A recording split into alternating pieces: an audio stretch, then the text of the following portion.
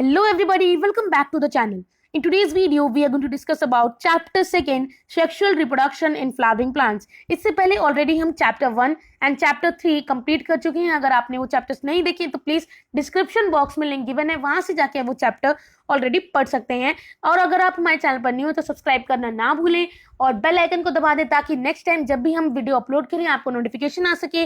और अगर ये वीडियो पसंद आती है तो लाइक करना ना भूलें. चलिए शुरू करते हैं. सबसे पहले जानते हैं कि कंटेंट्स क्या क्या होने वाले हैं आज की इस वीडियो में.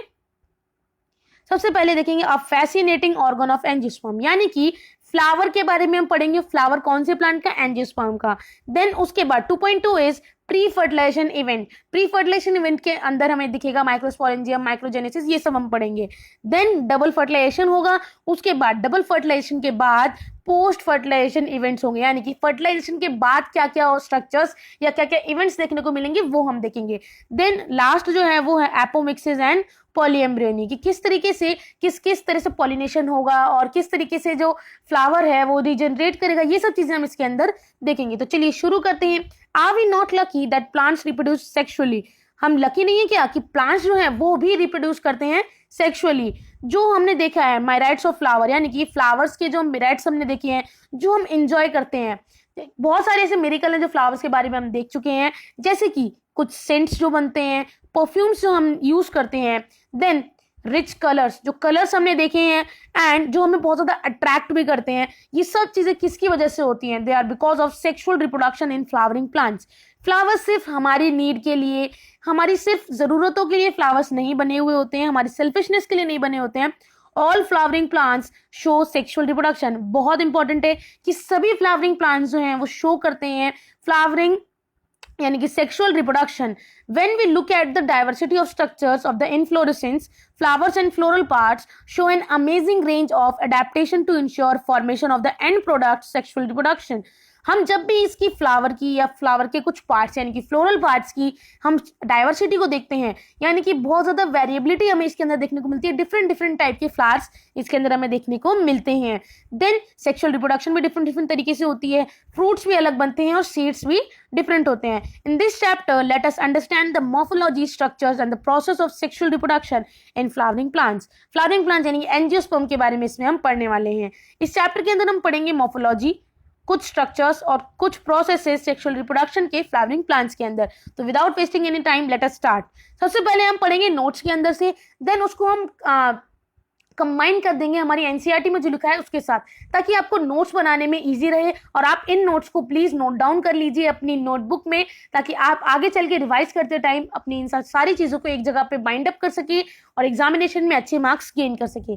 सबसे पहले है प्री फर्टिलाइजेशन इवेंट, यानी कि फर्टिलाइजेशन से पहले, फ्लावर बनने से पहले जो इवेंट्स होते हैं वो क्या क्या होते हैं, फ्लावर बनने से पहले क्या क्या चीजें बनेंगी और फ्लावर बनने के लिए क्या क्या चीजें इंपॉर्टेंट होती हैं वो हम इसमें जानेंगे. Several hormonal and structural changes result in the development of a flower. काफी सारे हार्मोनल, ठीक है, जिसके अंदर हार्मोन्स के कुछ चेंजेस आएंगे और स्ट्रक्चर्स के कुछ चेंजेस होते हैं.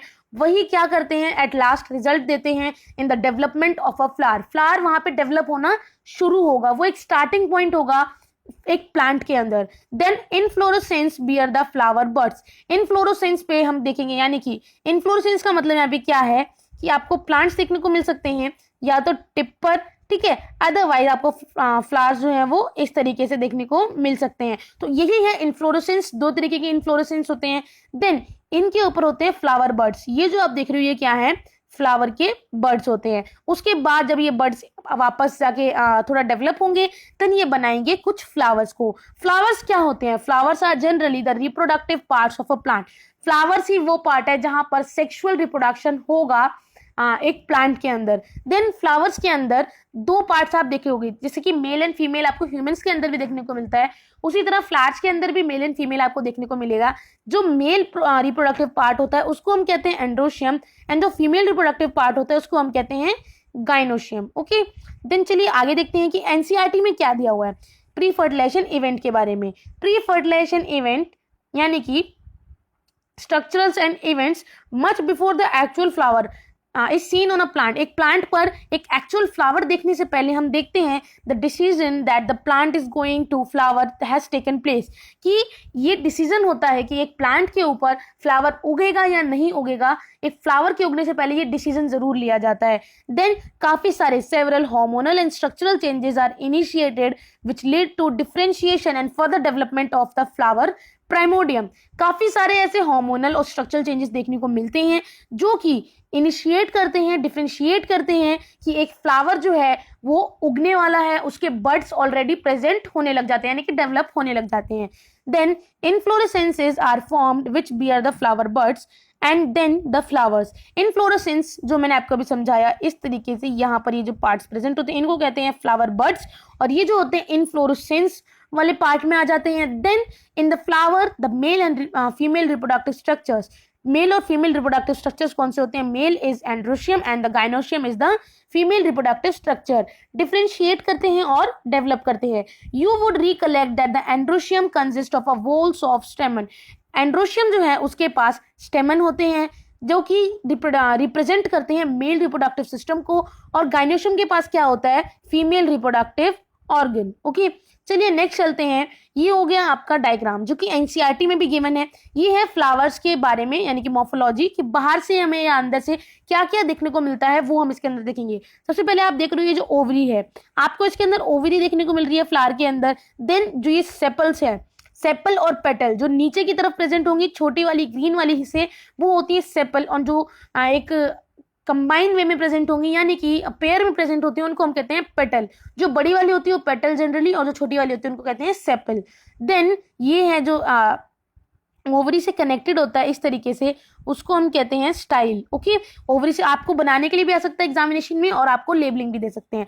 देन स्टाइल के बिल्कुल ऊपर जहां पर पोलन ग्रेन्स आके स्टिक होंगे उसको हम कहते हैं स्टिग्मा। ठीक है, देन एंथर, एंथर से जो है पोलन ग्रेन बाहर निकलते हैं। एंड देन फिलामेंट, फिलामेंट क्या है? जो कि एक तरीके से कनेक्टेड होगा ओवरी से ही। देन ये चीजें हो गई फ्लावर के बारे में। चलिए नेक्स्ट देखते हैं क्या गिवन है। अब एक एक करके हम चीजों को पढ़ेंगे। सबसे पहले पढ़ेंगे मेल रिप्रोडक्टिव सिस्टम के बारे में एक फ्लावर के अंदर, जो कि क्या है? एंड्रोशियम। ओके, तो एंड्रोशियम के अंदर आप क्या देख रहे हो? The androecium consist of a whorls of stamen. इसके अंदर आपको गुच्छा मिलता है स्टेमेंस का। गुच्छा मतलब एक कलेक्टिव पार्ट है, यानी कि कुछ चीजें यहाँ पे प्रेजेंट होंगी स्टेमन के रूप में। Then the stamen consist of filament. Stamen के पास क्या मिलेगा आपको? फिलामेंट। ये जो आप देख रहे हो स्टेमन, दिस इज स्टेमन, एंड स्टेमन के पास आपको क्या देखने को मिल रहा है? फिलामेंट। ओके, स्टेमन के पास आपको देखने को मिला फिलामेंट। चलिए आगे देखते हैं। देन फिलामेंट क्या होता है? एक लॉन्ग एंड स्लेंडर स्टॉक, एक स्टॉक टाइप होता है, यानी कि एक लंबी डंडी के टाइप होता है। एंड एक एंथर देखने को मिलेगा। एंथर कैसा होता है? बाइलोब्ड स्ट्रक्चर होता है। ठीक है, देन फिलामेंट क्या होता है? It is attach to the thalamus और to the petal. Filament generally या तो पेटल से कनेक्टेड होगा या फिर थैलेमस से कनेक्टेड होगा, अटैच्ड होगा। उसके बाद अब हम जानेंगे व्हाट इज एंथर। एंथर जो होता है ये बाइलोब्ड होगा, यानी कि इसकी एक लोब जो है वो डाइथिकस होगी, यानी कि दोनों बोथ एंड्स प्रेजेंट होंगे, consist of two theca. Anther जो है वो बाइलोब्ड होगा, हर एक लोब जो होगी डाइथिकस होगी, क्योंकि उसके पास दो थीका प्रेजेंट होंगे। देन आगे चलते हैं। अब हमारी एनसीईआरटी में देखते हैं क्या गिवन है। Stamen, microsporangium and pollen grain, इन तीनों के बारे में हम एक एक करके पढ़ेंगे। फिगर 2.2a, यानी कि ये वाला फिगर, ये फिगर आपको आगे चल के पूरा दिखाऊंगी, यहाँ पर पूरा नहीं है। shows two parts of a typical stamen। स्टेमन के दो पार्ट्स यहाँ पर दिखाए गए हैं। एक है लॉन्ग एंड स्लेंडर स्टॉक, जिसको हम कहते हैं फिलामेंट। एक है यानी कि एक डंडी टाइप जो एरिया प्रेजेंट है उसको हम कहते हैं फिलामेंट। एंड एक जो है टर्मिनल, जनरली बाइलोब्ड स्ट्रक्चर। देखो अब बाइलोब्ड का मतलब क्या हो गया? ये देखो दो तरीके से प्रेजेंट है, एक ये प्रेजेंट है और इसी के बिल्कुल पीछे एक और थीका प्रेजेंट है, जिसका मतलब है ये बाइलोब्ड। बाय का मतलब क्या होता है? टू, है ना। देन कॉल्ड द एंथर, इसको हम क्या कहते हैं? anther। Then the proximal end of the filament is attached to the thalamus or the petal of the flower। जो एंड होता है फिलामेंट का, जो एंड है, फिलामेंट किससे कनेक्टेड है? एनसीईआरटी में से क्वेश्चन ऐसे बनेगा, फिलामेंट किससे कनेक्टेड होता है? तो द आंसर इज पेटल या फिर thalamus. Okay, the number and length of the stamens are variable in flowers in different species. कितने स्टेमेंस होंगे और क्या उनकी लेंथ होगी, ये डिफरेंशिएट करती है स्पीशीज दर स्पीशीज। हर एक स्पीशीज में अलग अलग होगा। ठीक है, बहुत ज्यादा वेरिएबिलिटी यहाँ पे हमें देखने को मिलती है। If you were to collect a stamen each from 10 flowers, अगर आपने स्टेमन कलेक्ट किए हर एक फ्लावर से, 10 फ्लावर से एक एक आपने स्टेमन कलेक्ट किया, ईच फ्रॉम डिफरेंट स्पीशीज, सारे फ्लावर्स डिफरेंट डिफरेंट स्पीशीज के हैं, तो आप अगर उनको अरेंज कर दोगे स्लाइड के ऊपर, आप देखोगे कि वहां पर आपको बहुत ज्यादा वेरिएशन देखने को मिलेगी। एंड नेचर के अंदर किस किस तरह से, किस किस साइज में और किस किस स्पीशीज के स्टेमेंस प्रेजेंट है फ्लावर के अंदर, वो आपको यहाँ पे पता चलेगा। Careful observation of each स्टेमन under the dissecting microscope and making neat diagrams would include the range in shape and attachment of anthers in different flowers। अगर आप केयरफुली उसको पढ़ोगे तो आपको पता चलेगा कि किस तरह जो फिलामेंट है और या फिर स्टेमन है वो कनेक्टेड होगा पेटल पार्ट से या थैलेमस पार्ट से, और कितनी ज्यादा उसमें वेरिएशन है, कितनी ज्यादा उसके अंदर बदलाव है, किस किस तरीके से कितनी ज्यादा वेरिएशन देखने को मिलती हैं। देन देखते हैं जो हमारे नोट्स हैं उसमें क्या लिखा हुआ है। Theca are separated by longitudinal groove running lengthwise. Theca एक दूसरे से कैसे सेपरेट होते हैं?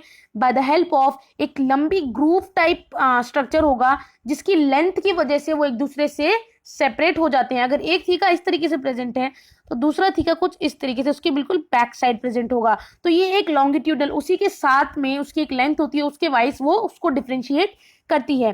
अब आ गए हम नेक्स्ट चीज पे। What is next thing? The microsporangia. Microsporangia क्या है? ये जनरली लोकेट करता है कॉर्नर्स पे, ठीक है, माइक्रोस्पोरेंजिया कॉर्नर्स पे लोकेट करेगा।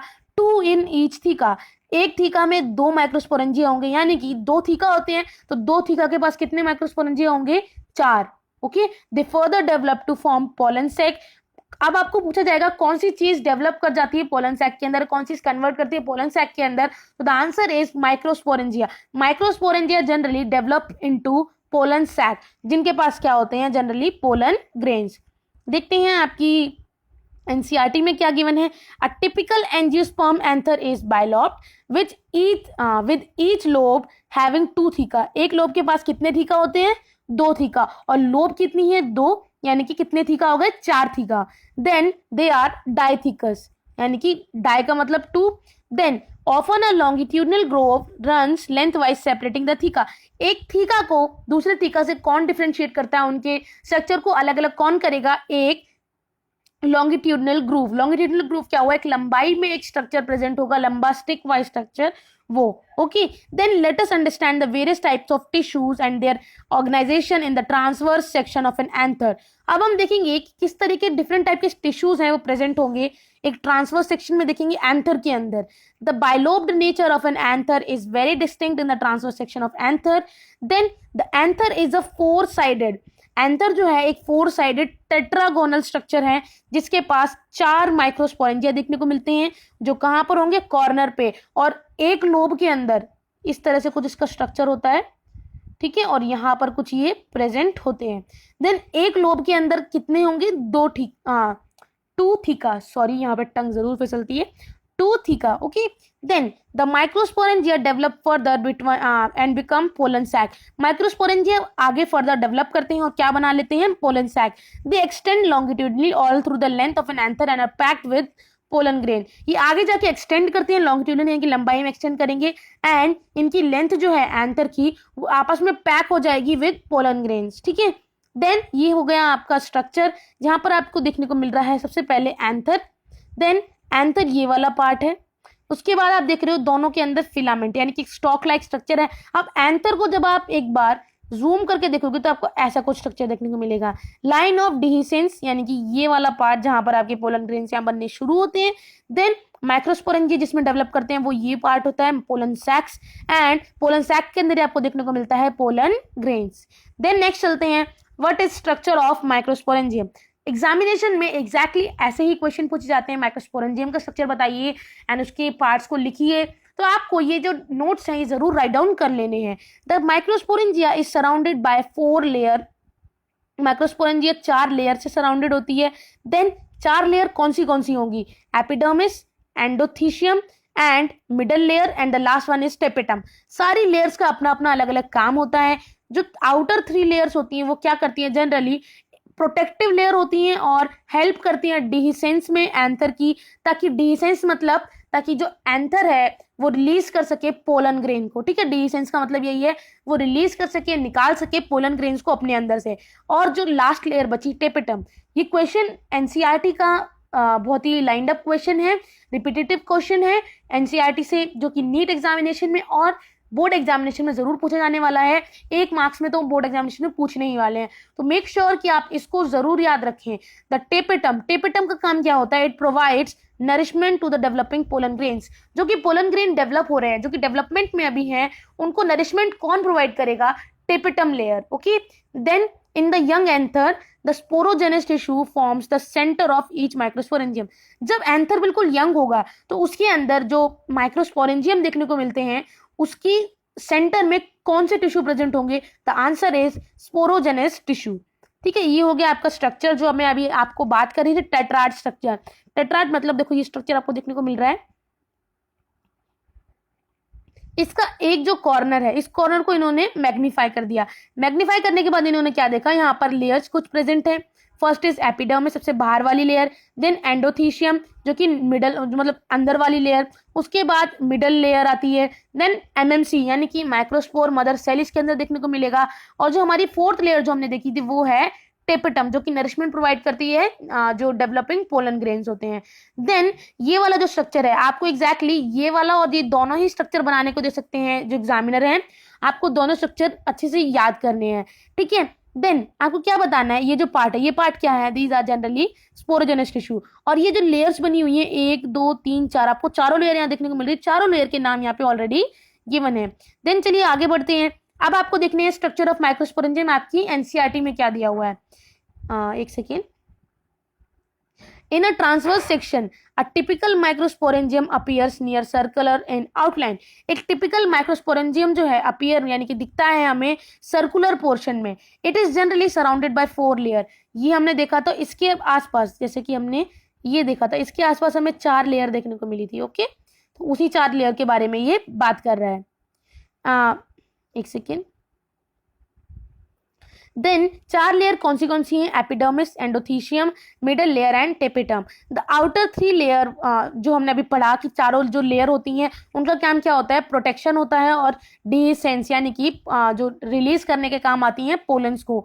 देन जो सबसे अंदर वाली लेयर होती है जो कि होती है टेपेटम, उसका काम होता है नरिशमेंट प्रोवाइड करना जो डेवलपिंग पोलन ग्रेन्स होते हैं उनको।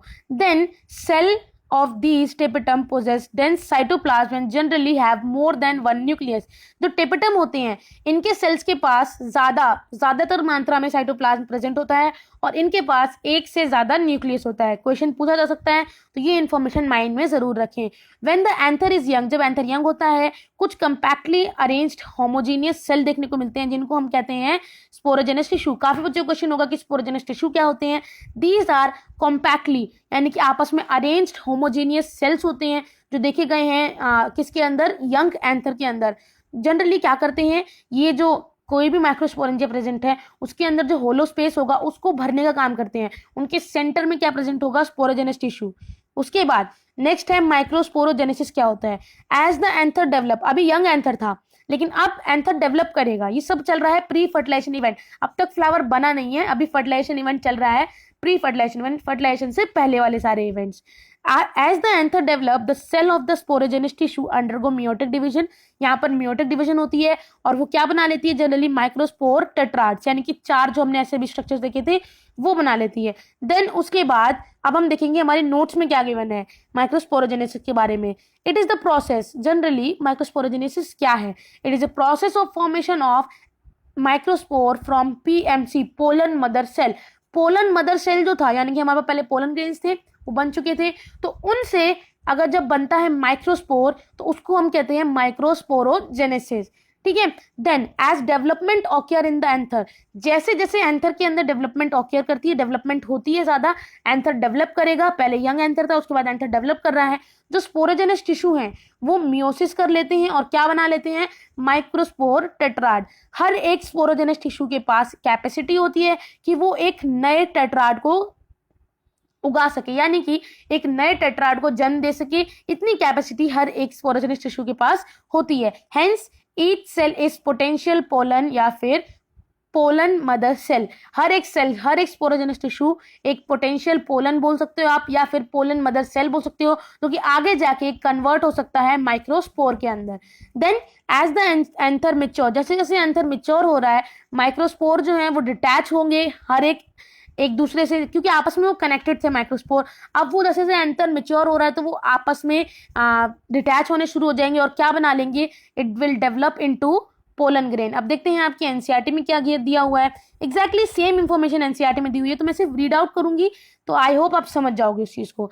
As each cell of the sporogenous tissue is capable of giving rise to a microspore tetrad, हर एक स्पोरोजेनस टिश्यू का जो सेल होता है उसके पास कैपेबिलिटी होती है कि वो एक नए माइक्रोस्पोर टेट्राड को, यानी कि जो 4 टेट्राड वाला स्ट्रक्चर था उसको वो it will give rise to that. Each one is a potential pollen और माइक्रोस्पोर मदर सेल। हर एक जो टेट्राड होता है, हर एक सेल जो होता है उसके पास इतना पोटेंशियल होता है कि वो एक पोलन बना सके या फिर माइक्रोस्पोर एमएमसी बना सके, माइक्रोस्पोर मदर सेल बना सके। The process of formation of microspore form pollen mother cell is known as microsporogenesis. Meiosis करके जब एक पोलन मदर सेल बनाता है माइक्रोस्पोर को, तो वो क्या कहलाता है, process microsporogenesis. The microspore as they are form, जैसे जैसे माइक्रोस्पोर बनने शुरू होते हैं, these are arranged in cluster of 4 cell, 4 cells के क्लस्टर्स के अंदर ये अरेंज्ड होते हैं, जिसको हम कहते हैं माइक्रोस्पोर टेट्राड। टेट्राड का मतलब ही होता है 4, ठीक है। एज द एंथर मिच्योर, जैसे जैसे एंथर मिच्योर होगा और डिहाइड्रेट होगा, वो डिहाइड्रेशन होगा उसके अंदर, माइक्रोस्पोर जो है वो डिसोशिएट कर जाएगा एक दूसरे से, यानी कि डिटैच कर जाएगा एक दूसरे से, अलग अलग हो जाएंगे एंड डेवलप कर जाएंगे किसमें, पोलन ग्रेन्स में। हर एक माइक्रोस्पोरेंजियम के अंदर बहुत सारे सेवरल थाउजेंड्स ऑफ माइक्रोस्पोर या फिर पोलन ग्रेन्स जो होते हैं वो बनते हैं, जो रिलीज हो जाते हैं विद डिसेंस ऑफ एंथर। जैसे जैसे एंथर रिमूव करेगा पोलन को, वो सारे थाउजेंड्स ऑफ माइक्रोस्पोर जो हैं वो रिमूव हो जाते हैं। देन आगे चलते हैं पोलन ग्रेन। पोलन ग्रेन के बारे में यहाँ क्या दिया हुआ है, अब हम देखेंगे नोट्स के अंदर। Pollen grain generally represent the male gamete and are spherical, इनकी शेप बताई हुई है, और इनके पास 2 लेयर्ड वॉल होती हैं, one is exine and other one is intine. आपसे कोई पोलन ग्रेन्स के बारे में पूछेगा तो आपको ये सब लिखना जरूरी है। एक्साइन जो आउटर लेयर होती है, ये लेयर जो होती है हार्ड लेयर होती है, किसकी बनी हुई होती है, स्पोरोपोलेनिन। इंपॉर्टेंट है, लिख लीजिए इन्फॉर्मेशन, ये बनी हुई होती है स्पोरोपोलेनिन की, विच इज एक्सट्रीमली रेसिस्टेंट, ये बहुत ज्यादा रेसिस्टेंट होती है, हार्ड होती है, and can withstand high temperature. High temperature के अंदर, एसिड के अंदर, एल्कलाइन कंडीशन या फिर कोई भी एंजाइम की कंडीशन, कैसी भी हार्श कंडीशन हो, विपदाएं कितनी भी आए, इसके ऊपर ये जो है बहुत ज़्यादा रेसिस्ट होता है, इसको कोई ख़राब नहीं कर पाएगा इतनी जल्दी, क्योंकि इसकी आउटर कवरिंग जो होती है, जो आउटर लेयर होती है, वो जो है बहुत ज़्यादा हार्ड होती है और बनी हुई होती है स्पोरोपेलेनिन की। इसका मतलब पोलेनिन की, सॉरी, इसका मतलब ये किसी भी हाई टेम्परेचर में, चाहे हाई टेम्परेचर चाहे ज़्यादा कोल्ड टेम्परेचर, ये मरेंगे नहीं। देन इंटाइन, इंटाइन क्या होती है, इनर लेयर। इनर लेयर जो होती है थिन होगी और कॉन्टिन्यूस लेयर होगी, किसकी बनी हुई, सेल्यूलोज और पेक्टिन की बनी हुई। देखते हैं आपकी एनसीईआरटी में क्या गिवन है। The pollen grain represent the male gametophyte. If you touch the open anther of hibiscus और any other flower you would find deposition of yellowish powdery pollen grain. अगर आप हिबिस्कस के अपर पार्ट्स को touch करोगे, ठीक है, open जो anther वाला पार्ट है उसको टच करोगे, तो वहां पे येलो कुछ आपको स्ट्रक्चर देखने को मिलेगा, पाउडर जैसा, उसको क्या कहते हैं, पोलन ग्रेन। आपकी फिंगर पे कुछ येलो येलो पार्ट लग जाएगा पाउडर जैसा, उसको हम कहेंगे pollen grain. Sprinkle these grains on a drop of water taken on a glass slide and observe. ये आपके एग्जामिनेशन में, आपके प्रैक्टिकल में भी आ सकता है और आपकी लैब में भी कराया जाएगा कि एक स्लाइड के ऊपर आपको पोलन ग्रेन्स निकाल के दिए जाएंगे और उसको आपको देखना होगा माइक्रोस्कोप के अंडर, ठीक है। Next, pollen grains are generally spherical, measuring about 25 to 50 micrometers. इनकी लेंथ होती है 25 to 50 माइक्रोमीटर्स डायमीटर के अंदर। It has a prominent 2 layer wall, इसकी 2 लेयर वॉल होती है। देखो, जो हमने 2 लाइंस के अंदर कंप्लीट कर लिया, वो एनसीईआरटी में इतनी बड़ी में लिखा हुआ है। तो आज का मेरा पर्पस मेन यही था। अगर आपको अच्छा लगा हो ये तरीका तो प्लीज कमेंट सेक्शन में जरूर बताएं, क्योंकि उसका पर्पस ही यही था कि आपको कोई चीज अगर आप पूरी एनसीईआरटी के अंदर पढ़ना सकते हो, इट्स योर चॉइस, बट अगर वही चीज 2 लाइन्स में कंप्लीट हो रही है तो क्यों ना उसे 2 लाइन्स में कंप्लीट कर लिया जाए। ओके, तो नोट्स को जरूर नोट डाउन करिएगा। द हार्ड लेयर, जो आउटर लेयर होती है उसको कहते हैं एक्साइन, और जो इनर लेयर होती है उसको कहते हैं इंटाइन। जो आउटर लेयर होती है वो बहुत ज़्यादा रेसिस्टेंट होती है और वो किसी भी टेम्परेचर में रह सकती है, या फिर कोई स्ट्रॉन्ग एसिड हो, कोई एंजाइम हो, ये सब उसको हार्म नहीं कर सकते, और वो किसकी बनी हुई होती है, स्पोरोपोलेनिन, ठीक है। देन पोलन ग्रेन जो होते हैं exine has prominent apertures called germ pores. उनके अंदर कुछ हिस्से, यानी कि कुछ डगआउट पोर्शन प्रेजेंट रहता है जिसको हम कहते हैं जर्म पोर्स, जहां पर स्पोरोपोलिनिन एब्सेंट होते हैं। पूरी लेयर के अंदर एक्साइन लेयर जो बनी हुई होती है वो होती है स्पोरोपोलिनिन की, बट ऐसे कुछ स्ट्रक्चर्स वहां पे प्रेजेंट होंगे, कुछ गड्ढे प्रेजेंट होंगे जिनको हम कहते हैं germ pores. Pollen grains are well preserved as fossils. Pollen grains को प्रिजर्व करके रखा जाता है फॉसिल्स की तरह because of the presence of sporopollenin, क्योंकि स्पोरोपोलिनिन बहुत हार्ड लेयर होती है। The exine exhibits a fascinating array of patterns and designs. Then उसके बाद इनर वॉल लेयर को क्या कहते हैं? Inner wall layer pollen grains की हम कहते हैं हम इंटाइन। ये क्या होती है? थिन होती है, कॉन्टिन्यूस लेयर होती है जो कि बनी हुई होती है सेल्यूलोज एंड पैक्टिन की। साइटोप्लाज्म जो होता है पोलन ग्रेन का वो सराउंडेड होगा by plasma membrane. When the pollen grain is mature, it contain two cell. Pollen grain जब mature होगा उसके पास दो cells होंगी, first is vegetative cell and the other is generative cell. अब हम ये देखेंगे vegetative और generative cell क्या होते हैं। Vegetative cells generally bigger होते हैं, यानी कि बड़े वाले cells होते हैं, और ये जो होते हैं generally food को reserve करके रखते हैं, store करके रखते हैं, and large irregularly shaped nucleus. इनका nucleus जो है बहुत बड़ा होता है, irregular होता है। चलिए देखते हैं नोट्स में क्या दिया हुआ है। Mature pollen grain जो होता है उसके पास दो तरह की cells होते हैं, one is vegetative, other is generative. ये लार्ज सेल होते हैं जिनके पास इरेगुलर न्यूक्लियस होता है और ये कंटेन करते हैं फूड रिजर्व्स को, यानी कि स्टोर करके रखते हैं फूड को। Then next is generative cell. Generative cells क्या होते हैं? ये छोटे सेल्स होते हैं और ये फ्लोट करते हैं साइटोप्लाज्म के अंदर ही अंदर। वेजिटेटिव सेल का जो साइटोप्लाज्म होता है उसी के अंदर ये फ्लोट करते हैं, ठीक है। तो वेजिटेटिव सेल के अंदर जो सेल प्रेजेंट होते हैं उनको हम कहते हैं generative cell. Then in 60% of the angiosperm, 60% angiosperm के अंदर अराउंड पोलन ग्रेन जो होते हैं वो शेड कर जाते हैं, झड़ जाते हैं सेकेंड सेल स्टेज पे, वाइल जो बाकी के बचे हुए होते हैं जनरेटिव सेल जो होते हैं अंडरगो मतलब बाद में डेवलप करते हैं, माइटोसिस होती है उनके अंदर to form two male gametes, दो मेल गैमीट बनाने के लिए, जो कि 3 सेल्ड स्टेज होती है।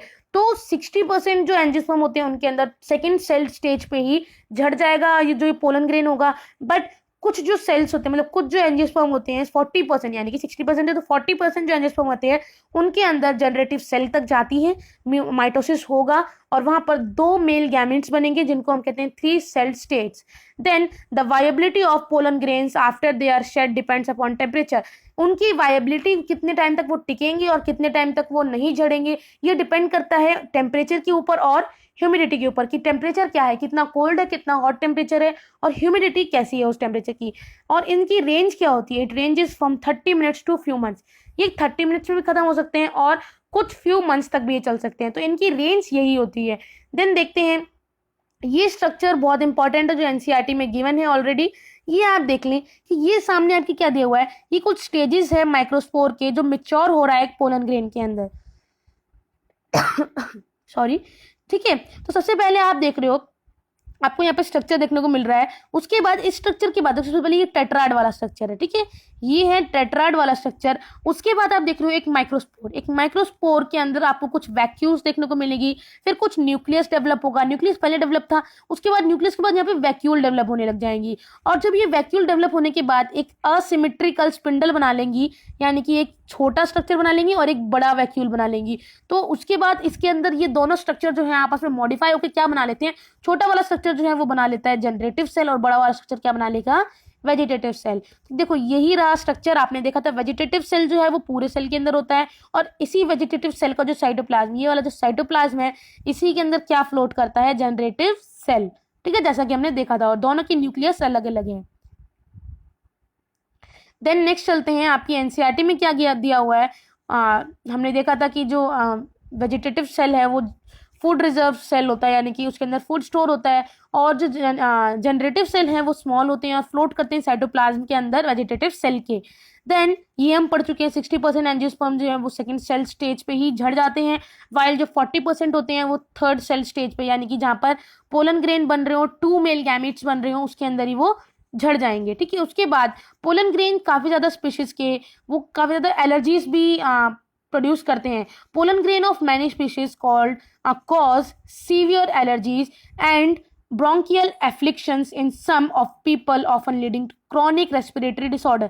कई ज़्यादा लोगों को ये जो अस्थमा की प्रॉब्लम होती है, ब्रोंकिटिस की प्रॉब्लम होती है, ब्रोंकाई में जो प्रॉब्लम होती है, ये सब बिकॉज ऑफ पोलन ग्रेन होती है। ये एलर्जीज प्रोवाइड करते हैं और इनकी मेडिसिन भी आती है बाकायदा। It may be mention that ये मेंशन किया गया है दैट पार्थीनियम और carrot grass, parthenium carrot grass का ही दूसरा नाम है, that came into India as a contaminant with imported wheat has become ubiquitous in occurrence and cause pollen energy. जब एक टाइम था जहां पर पार्थेनियम या फिर कैरेट ग्रास को इंडिया में लाया गया था as a contaminant with imported wheat, contaminant के रूप में, यानी कि कंटेमिनेंट के रूप में इसको लाया गया, इसके साथ कुछ वीट पोर्शन भी आया, इंपोर्ट किया गया वीट पोर्शन को भी, जो कि बाद में कारण बना एलर्जी का, पोलन एलर्जी का। देन आगे देखते हैं, pollen grains are rich in nutrients, pollen grain nutrients में काफी ज्यादा रिच होते हैं। It has become a fashion in recent years to use pollen tablets as food supplement, food supplements की तरह ये जो बेचते हैं मार्केट में, इन सभी को फूड सप्लीमेंट्स की तरह यूज किया जा रहा है, इतनी ज्यादा डिमांड है इनकी। एंड वेस्टर्न कंट्रीज के अंदर large number of pollen products in the form of tablets and syrups are available in the market. Western countries के अंदर जैसे यूएस हो गया, अमेरिका, ये सब सारी जगह हो गई, यहाँ पर आपको पोलन ग्रेन्स जो है वो उनके प्रोडक्ट्स देखने को मिलेंगे, पोलन ग्रेन्स के टैबलेट्स के फॉर्म में देखने को मिल जाएंगे, सिरप के फॉर्म में देखने को मिल जाएंगी। Then pollen consumption has been claim to increase the performance of athletes and races horse. जो हॉर्स होते हैं उनको रेस में दौड़ाने से पहले पोलन टैबलेट्स दी जाती हैं, अगर उनका मतलब एक तरीके से ये ड्रग होता है, एक तरीके से नशा होता है, जिसके अंदर मतलब आप जो अगर इसको लेते हो तो होश नहीं रहता है बंदे को, या आप अगर किसी हॉर्स को एक रेस में दौड़ाना चाहते हो तो उसको ये दिया जाता है ताकि वो अनकॉन्शियस एक तरीके से रहे और वो डायरेक्टली कहीं डिस्ट्रैक्ट ना हो। और एथलीट्स जो होते हैं वो इस तरीके के ड्रग्स लेते हैं ताकि उनकी परफॉर्मेंस ज्यादा बेटर हो सके, तो एक तरीके से ड्रग होता है ये। Then when once they are shed pollen grains have to land on the stigma, जब पोलन ग्रेन शेड यानी कि झड़ जाएंगे, पोलन ग्रेन्स को स्टिग्मा पर लैंड करना पड़ेगा, वो जिससे पहले कि वो अपनी वायबिलिटी को लूज कर दें, फर्टिलाइजेशन करने की उनके अंदर क्षमता ना रहे, उससे पहले उन्हें कहाँ लैंड करना होगा, स्टिग्मा के ऊपर। Then how long do you think the pollen grains retain viability, जैसा कि हमने अभी देखा था 30 मिनट से लेके फ्यू मंथ्स तक इनकी वायबिलिटी होती है पोलन ग्रेन्स की। The period for which pollen grains remain viable is highly variable, बहुत ज़्यादा वेरिएबल होता है इनका टाइम पीरियड कि कितने टाइम तक ये वाइएबल रह सकते हैं, कितने टाइम तक इनके अंदर क्षमता रह सकती है जो सेक्सुअली रिप्रोड्यूस करने की। Then to some extent depends on the prevailing temperature and humidity, ये किसके ऊपर डिपेंड करता है कि कितनी देर तक वाइएबल रहेंगे, कितनी देर तक ये रिप्रोड्यूस कर सकते हैं, कितनी देर क्षमता रहेगी इनके अंदर पोलन ग्रेन्स के अंदर रिप्रोड्यूस करने की, वो डिपेंड करता है टेम्परेचर एंड ह्यूमिडिटी के ऊपर। इन सम सीरियल्स जैसे कि rice and wheat, pollen grains जो होते हैं वो जनरली 30 मिनट्स तक अपने आप को रिलीज करते हैं। एंड कुछ मेंबर्स होते हैं जो कि रोसेस होते हैं, लेग्यूमिनोसी होते हैं, सोलेनेसी होते हैं, दे मेंटेन वाइबिलिटी फॉर मंथ्स। तो यहाँ पे आपको एग्जांपल मिल गए 30 मिनट्स के भी और कुछ मंथ्स के भी, ठीक है। You may have heard of storing semen sperm of many animals including human for artificial insemination, आपने सुना होगा काफी ज्यादा एनिमल्स के जो सीमेन होते हैं कि यानी कि स्पर्म होते हैं और जो एनिमल्स होते हैं उनके एनिमल्स के स्पर्म को स्टोर करके रखा जाता है, किस लिए, आर्टिफिशियल इंसेमिनेशन के लिए। ह्यूमंस के भी स्पर्म्स को स्टोर किया जाता है। इट इज पॉसिबल, ये पॉसिबल है कि पोलन ग्रेन्स को स्टोर किया जाए लार्ज नंबर में ताकि काफी ज्यादा ईयर्स तक इन लिक्विड नाइट्रोजन, और नाइट्रोजन का कितना टेम्परेचर होना चाहिए, -196 डिग्री सेल्सियस। तो ये टेम्परेचर याद रखना, एग्जामिनेशन में पूछा जा सकता है। Such stored pollen can be use as pollen blanks similar to seed banks in crop breeding program, ये क्रॉप के एक तरीके से मिट्टी को यानी कि क्रॉप को और ज्यादा फर्टाइल बनाने के भी काम आते हैं, तो वहां पर भी इनको डाला जाता है, खाद की तरह भी बिकते हैं ये, तो बहुत ज्यादा इंपॉर्टेंट हो जाता है इन चीजों को प्रिजर्व करके रखना किसी भी पोर्शन के लिए, ठीक है। चलिए इसी के साथ हमने ये जो मेल वाला पोर्शन था एंड्रोशियम और जो प्री फर्टिलाइजेशन इवेंट है उसमें मेल वाला पोर्शन हम कंप्लीट कर चुके हैं पोलन ग्रेन्स तक। इसके बाद हम नेक्स्ट वीडियो में पढ़ेंगे गाइनोशियम के बारे में, यानी कि फीमेल रिप्रोडक्टिव सिस्टम के बारे में। तो जब तक के लिए Siya have a good day. अगर वीडियो पसंद आई है तो लाइक करना ना भूलें, सब्सक्राइब कर लीजिए अगर अब तक नहीं किया, नोटिफिकेशन बेल को दबाना ना भूलें ताकि नेक्स्ट टाइम हम जब भी वीडियो अपलोड करें आपको नोटिफिकेशन जरूर मिले। एंड कमेंट सेक्शन में बताइए, प्यारे प्यारे अपने कमेंट्स लिखिए कि आपको ये वीडियो कैसी लगी, और आपको कोई भी डाउट हो तो प्लीज़ बताएं हमें। और ये आज का जो लेक्चर है वो कैसा लगा, आपको लेक्चर का ये तरीका पसंद आया या नहीं आया, प्लीज़ ज़रूर बताएं। Thank you so much, have a good day, bye bye.